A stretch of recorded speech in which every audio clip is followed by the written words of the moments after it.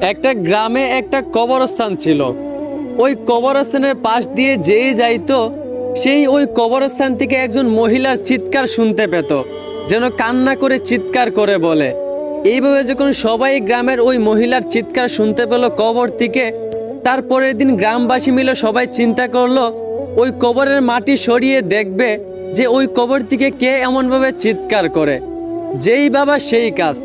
তারপরের দিন গ্রামবাসী সবাই মিলে এমনকি হুজুরকে নিয়েও ওই কবরের মাটি সরাতে লাগলো। কবরের মাটি সরানো শেষে যেই একজন বাঁশ সরাতে যাবে, এমনি কবর থেকে একজন মহিলা বলে উঠল, আমার কবরের বাঁশ সরাতে যাবেন না, আমাকে দেখা যাবে। আমার কবরের বাঁশ এমন কয়েকজন লোক সরান যাদের সাহস আছে। এই কথা বলা মাত্রই সব লোক ওইখান থেকে সরে গেল। তারপর কয়েকজন সাহসী লোক ওই কবরের বাঁশ সরালো। বাঁশ সরানো মাত্রই ওই মহিলাটাকে দেখা গেল।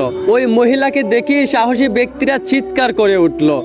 মহিলাটার মাথায় কোনো চুল ছিল না, মাথায় কোনো চামড়া ছিল না, মাংসও ছিল না। মহিলাটার মাথার মধ্যে পোকা ধরে গেছিল।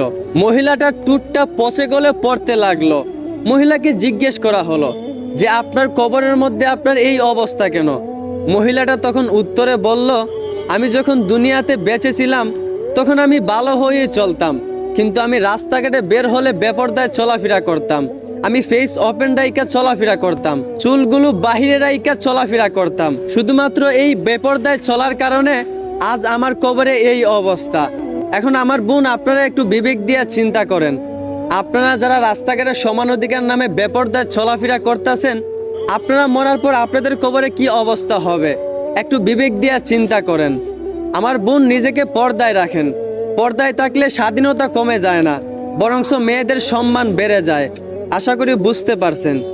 ধন্যবাদ।